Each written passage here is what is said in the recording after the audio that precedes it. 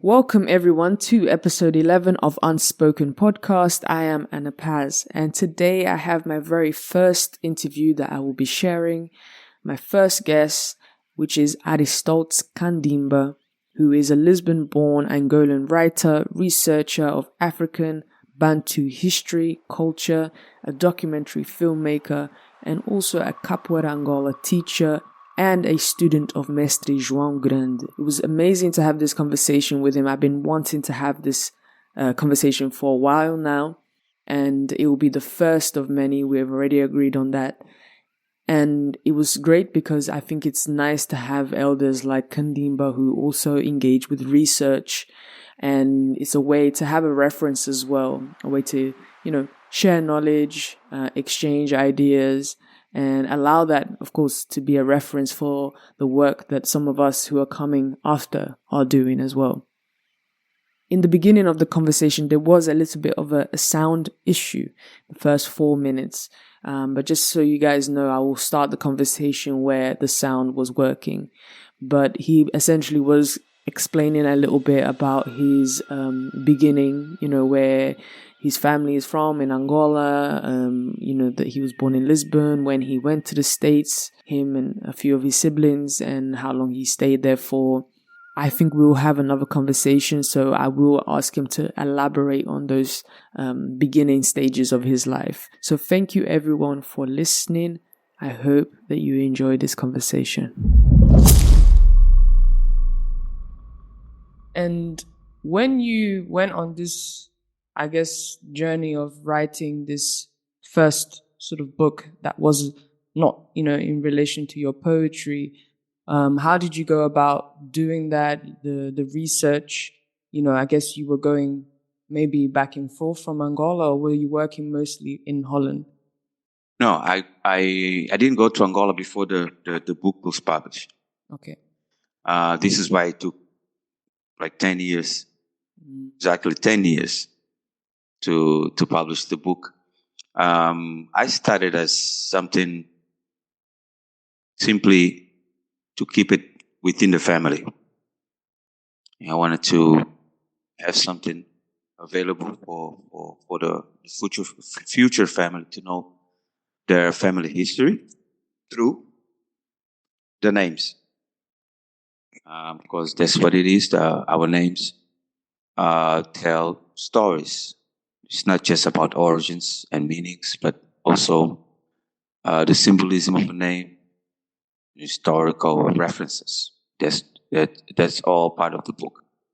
It's exactly what I'm saying. The book of names from Angola it details meanings of the names, the symbolism, the etymological origins, historical, mythological references. And it took a while because, first of all, the book has about 14 different, as names from 14 different ethnicities. So that right there we're talking about 14 languages. And then you have variations of these languages. In many cases, the words are completely different. And this is why it took so long. I was little by little researching about the names only. The meanings and the symbolism came later on. So I started collecting, I would say, names first for a couple of years in Amsterdam. I lived in Brazil for 3 years, and one of my aunties was there, Dr. Judith Luacuti, in São Paulo, and I used to go to her house, and we used to work basically together. She used to help me with all the meanings, and sometimes the symbolisms. I mention symbolisms all the time because when we talk about African names, the meaning of a name is not enough. It's not the most important thing. But the most important thing is really the symbolism, and it's through the symbolism that most of the times we understand we get the history of the name. So after Portugal, I moved back to after Brazil. I moved back to Portugal to stay with my parents, and that's when I was able to finish the book because my parents speak two languages. My father speaks Umbundu. My mother grew up in. We're from Wambu, and my mother grew up in Rwanda, so she learned some Kimbundu.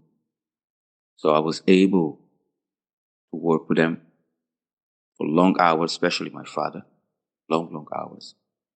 And little by little, I got in contact with some people from the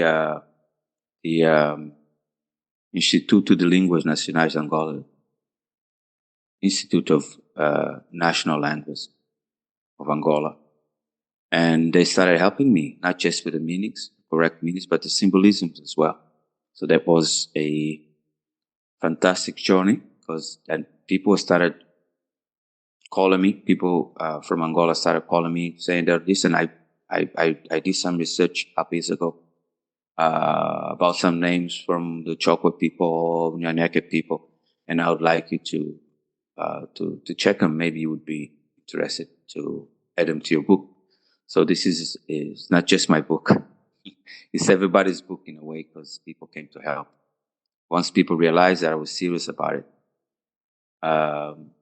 they just came, started calling me, getting in contact with me to help to see if we could finish this project and publish it. The first book was published again in 2019, the end of 2019, and later on I published the second version. The first version had 2,000 names, and the new version published 2023 has 3,000 names. Then I published, I published an English version. Both of these books are available on Amazon. The Portuguese version, the English version. The English version is the Book of Names from Angola. The English version has got 1,000 names. Self-published. I started self-publishing in 2023. It's been a wonderful decision. I just wanted to ask you what did you feel when you first got the book, first read the book? As I know that you're part Angolan. So what was your feeling about it, about having the experience of exploring your history in a way? It started to put questions into my mind about my family, our story, and actually really trying to, and this is actually part of where I am now in my journey, understanding the importance of that, importance of understanding your story, and which comes and derives from the names, like you said, and the symbolisms. And then I actually was thinking about, especially when I spoke to you, a lot about, what our names were, before we have these Catholic names. Yeah, I always heard about our family's history, about our cultures. But the more I researched, the more I felt kind of betrayed that I didn't learn about this before. Sure, we learned about our name, Kandimba. It comes from our great grandfather. Kandimba means little rabbit. In this case, the symbolism is smartness, cunningness, even though Kandimba could be also connected to the great hunters of rabbits. So we have all these names. As you know, many Angolans do not know their Bantu names, their African names, unfortunately, because of colonialism. Yeah. Sure, we have people that are descendants of Europeans, but the majority is not. It was really through the Catholic Church, through the church. in masses. People were what you call baptized in masses, villages, regions. There were attempts to make people only name their children Maria and Jose. There's actually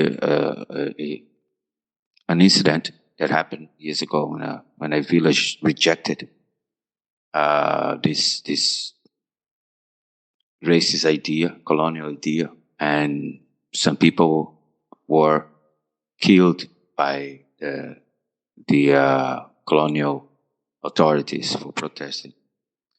I felt kind of cheated because I wish I could have learned about the whole thing when I was a little younger. Not just about the name of the family, but other names. Like I said, my family, we are lucky. When we open the documents, we see a lot of African names, but some people just don't. So I have many. So we have Kandimba, we have Jahulu. The path means the path, the old way. We have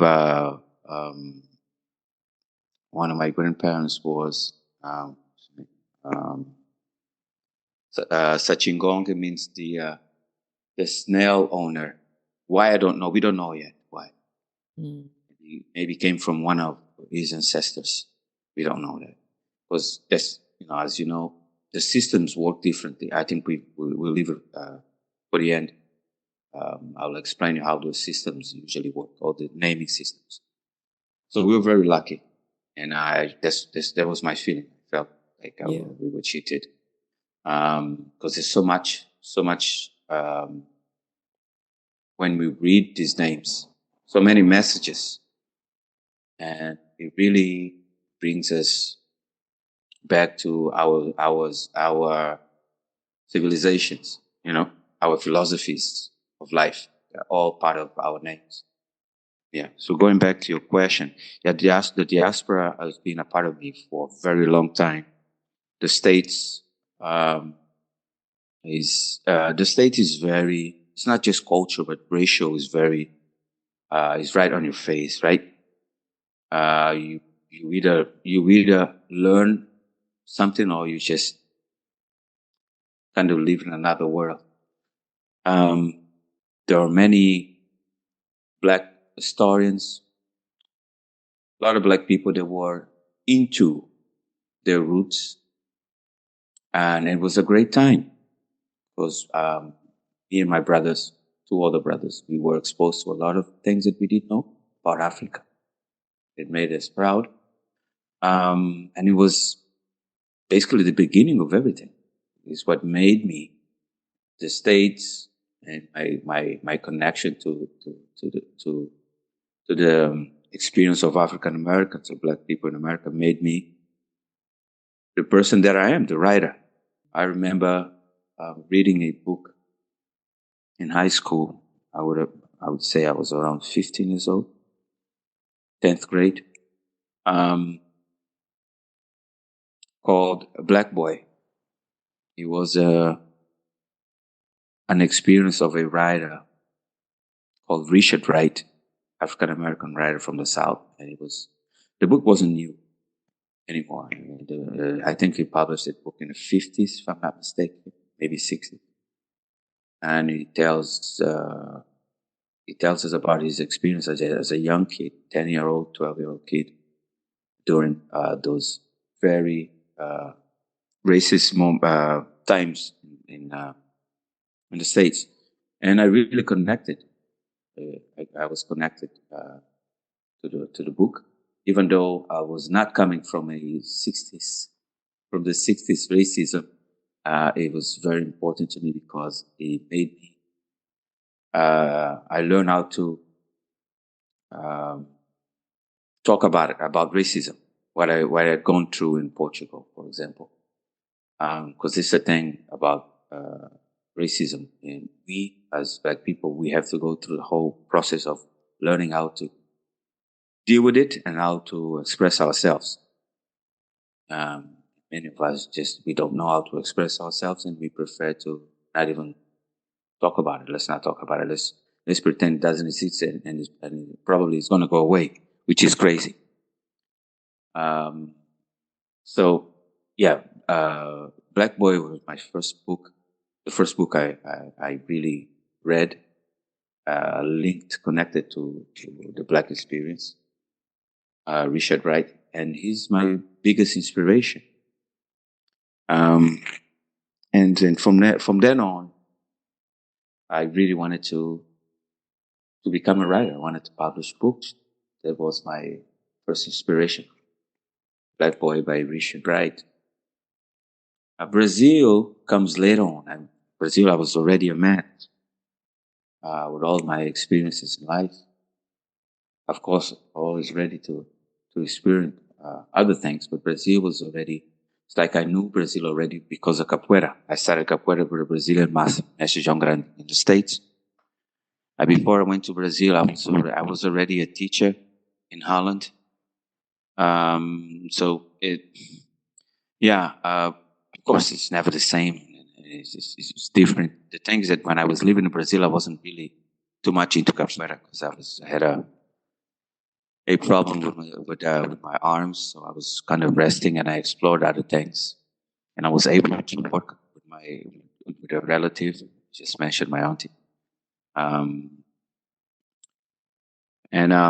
Brazil is both countries have a very strong African identity. The States and Brazil. Brazil is a little different. It's a little different because, first of all, I mean, we all speak Portuguese. I didn't have to learn a new language. Mm-hmm. And then within the Brazilian Portuguese, you can find daily more than 50 African words. And you have the very strong Bantu, not only Bantu, but since we're Angolans, Bantu cultural expressions. You can find it in candomblé, find it in musicality, their own philosophies of life, what they eat, how they dance. So Brazil is a whole different experience. I did explore the Bantu culture a little more, other things that I didn't know very much, things that are linked to the Catholic Church, to the Catholic experience already coming from Africa. You have, for example, in Minas Gerais, you have congadas. Congada, these are,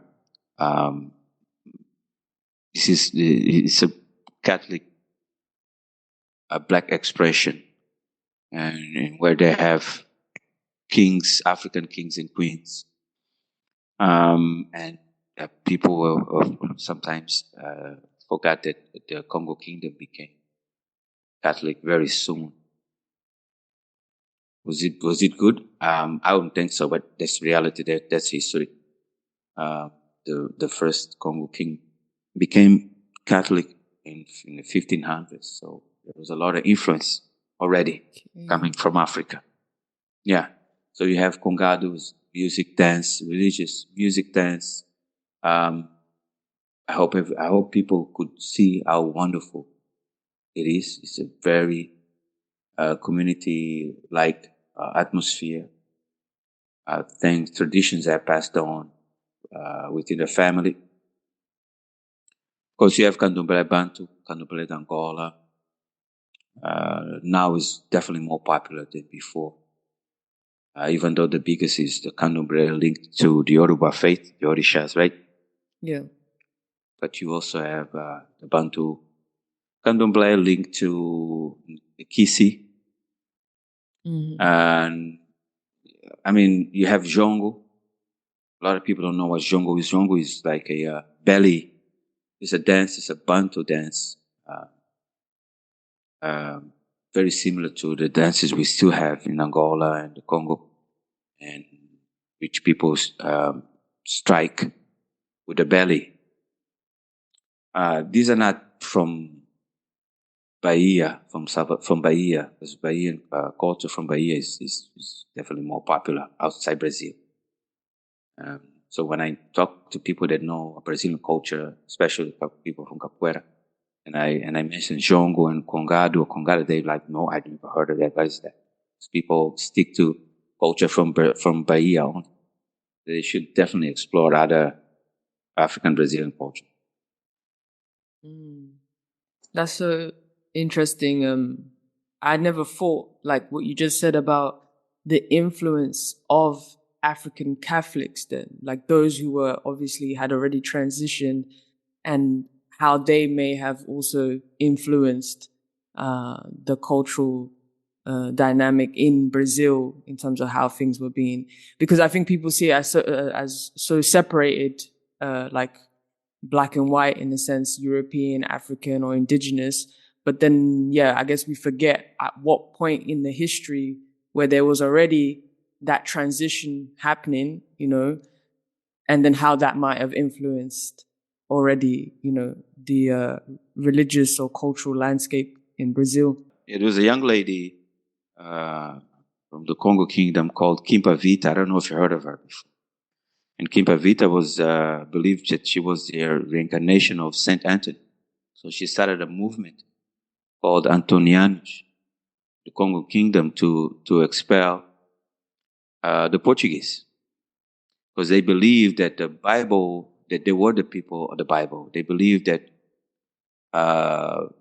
Christianity was African and not European. It was their belief. So Kimpa Vita started the Antoniano movement, and many of these people that were part of our movement were sent to Brazil, and this is very important because might be part. I'm sure it was also linked to the first Quilombo, especially Quilombo dos Palmares. Of course, I don't know if you watched a movie before. There's a movie that came out a couple of good years ago about the Quilombo dos Palmares. Is it the one about Zumbi? Yeah, but I think there are two. But it's Quilombo dos Palmares. Okay. Zumbi is part of it. Quilombo dos Palmares. It's a long story, but there are many mistakes because Zumbi, they speak Yoruba in the movie, and the Yorubas were not in Brazil yet. It came later on in masses. So they're supposed to be speaking a Bantu language, the Kikongo, Kibundu, probably, because these were. And even with the name biggest... Zumbi, right? Is Bantu. Yeah. Even name Zumbi. Yeah. So there's this idea of forcing the hegemony of the Yoruba culture, but the first culture of of Black Brazilians, Bantu culture, is the one. Not because it's better, not because it's stronger, because they were the first African group in masses, not the first Africans, but in masses. In mass, they were the first. They were the biggest, not the first, but the biggest group. So their culture mostly comes from that. That would explain the influence then, or the commonalities. Because if in masses, like you said, they were the first to come, then the influence would be to some degree at a greater length. And of course, those who came after will have an influence in terms of the more recent years. So then that's why probably these other films that are created are using the influence of what is more recent, what is more prevalent, I guess, nowadays. So I just have one more or two more questions just to wrap up. I was in Lisbon just now, and I know that you are part of this movement and a project that you are also sort of leading, which is Tribute aos Ancestrais, so tribute to the ancestors. And I just wanted you to speak a little bit about this movement. Yeah, just to speak a little bit about that and the significance of this and doing this in Lisbon. Yeah, the Ancestor Tribute started in 2017, right when I came back to Portugal from Brazil. I felt like there was something missing in the Portuguese society. Sure, we have groups, associations, collectives that are fighting for our against racism and for equality, but there was something missing. And when I was younger, I went to an ancestral tribute in Long Island City, in New York, and it blew me away. Just blew me away. I think it was around 97. Yeah, 1997. And I have a picture too. That the whole thing blew me away. To see so many people there dancing, honoring their ancestors, our ancestors, was wonderful because it's not major news. It's like nobody cares, you know. And that stuck. It stuck forever. And when I came, I felt like there was something missing. You can't just fight racism without knowing each other, knowing yourself, you know? It's the first step. And knowing yourself is to honor your ancestors. And I said, you know what? I'm going to invite some people and we're going to start a tribute right here at the center of the city where used to be a port of many things, and also an area where Africans were commercialized. Praça da República. Praça do Comércio, sorry about that. Praça do Comércio. So we did 3, so this year was the 6th edition, and you were part of it too. And it's just wonderful. It's a great way to honor your ancestors through the way we know. You know, some people think it's strange to how can you honor people that die by dancing and singing? Yeah, that's how we do it. That's how we've been doing since the beginning. That's how we communicate with them. So through our communication, we honor them through music and dance. And yeah, I hope that you enjoy. I hope that you enjoyed the ceremony. We are definitely, we're not going to stop.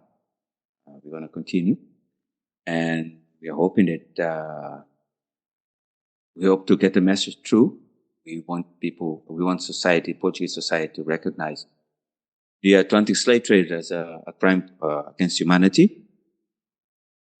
That's the first step. We want a memorial. And we also went to Lagos, in Algarve, where it all started. We had a ceremony there. We were invited by Dr. Victor. She's an anthropologist that worked with the bones. This probably we can talk about the next time. There were, about 15 years ago, 158 bones were found in Lagos, near an old hospital, and where they used to it was just a garbage place. It was a place they used to throw down, things. And they studied and then found out there were bones of African people from between 1430 to 1480, meaning it could be the first. They could be the first Africans that were captured and became slaves in Portugal. These people came from the area of Mauritania, and they were kidnapped. There were people that were basically fishing village people, and the Portuguese came and kidnapped them. This is a fact. It's history. It's part of history. When we talk about about slavery in Portugal, and yeah, it's a way for us to celebrate and to honor our ancestors. And society doesn't.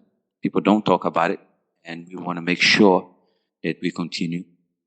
And we want to see you next year. Yes. Thank you so much. And yes, let's pick up this conversation. I would love to hear more about this particular tribute that you guys did in Lagos, and also talk a little bit more about, because I also went to the meeting that we had at the Palacium das Condes, I believe, where we looked at the artifacts and the objects that have been there for however long, and and having that specific perspective coming from from us of the diaspora to understand these objects and why they're here and how they came to be here. It was really powerful. So I would love to get into all of that, and I will be there next year. And I thank you for letting me participate in that, because it was super important for me to do that as well. Last thing, then, what advice do you give to people who are coming after you, who want to get involved in researching and preserving or reclaiming our history and culture? Any last sort of bits that you want to give just as an advice, also for me as well? Yeah, it's already something that I mentioned, that our journey has to be linked to our ancestors. Self-respect is important. Knowing who we are is extremely important, but we have to make the link. Coming from our ancestors, we have to know our history. We have to have our own opinions. The things that when people see that you honor your ancestors, that you have respect publicly for your ancestors, they are forced to respect you, because that's the message.